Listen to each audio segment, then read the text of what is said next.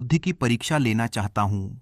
यदि आप मेरे 3 प्रश्नों का उत्तर नहीं दे पाए, तो आपको अपना सिंहासन छोड़ना होगा, और यदि आपके राज्य का कोई भी व्यक्ति इन प्रश्नों का उत्तर दे दे, तो आप स्वयं उसे राजा घोषित करेंगे। मंत्री भैरव सेन चौंक गया, पर राजा असमंजस में फंस चुका था। साधु को मना करना अपमान माना जाता।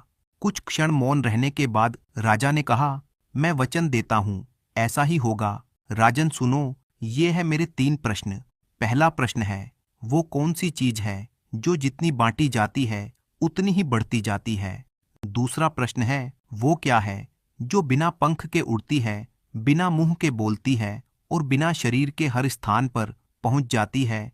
तीसरा प्रश्न है, वो कौन है जो ना दिखाई देता है ना सुनाई देता है, पर सबसे बड़ी शक्ति वही रखता है।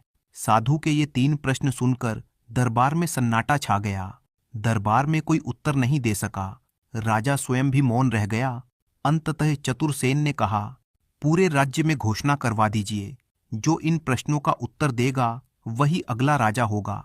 राजा विवश था। उसी दिन पूरे केशव नगर में ढिंढोरा पिट गया। विद्वान सोच में पड़ गए, पंडित मौन हो गए, पर उत्तर किसी के पास नहीं था। नीरू अपने पति से कहती है, चतुरसेन, तुमने सुना राजा सूरजमल ने क्या घोषणा करवाई है? हाँ हाँ, पता है, और वो घोषणा उससे मैंने ही करवाई है। क्या? तो इसका मतलब जिस साधु ने राजा सूरजमल से सवाल पूछे वो तुम थे? हाँ, वो साधु मैं ही था, और अब मैं उन्हीं सवालों के उत्तर देने जा रहा हूँ।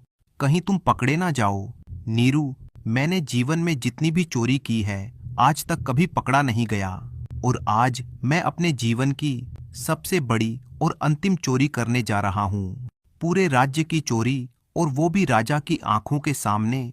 बस तुम देखती जाओ चतुरसेन, कहीं तुम्हें कुछ हो ना जाए। महारानी साहिबा, तैयार रहना, क्योंकि जब मैं सिंहासन पर बैठने लगूंगा तो सबसे पहले तुम्हें ही बुलाऊंगा।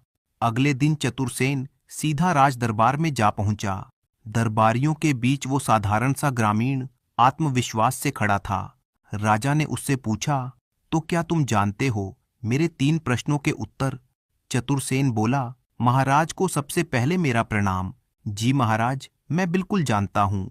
तो पहले प्रश्न का उत्तर दो, वो कौन सी चीज है जो जितनी बांटी जाती है उतनी ही बढ़ती जाती है? बहुत आसान है महाराज, ये तो प्रेम है। ठीक है। दूसरा प्रश्न है, वो क्या है जो बिना पंख के उड़ती है, बिना मुंह के बोलती है और बिना शरीर के हर स्थान पर पहुंच जाती है? इसका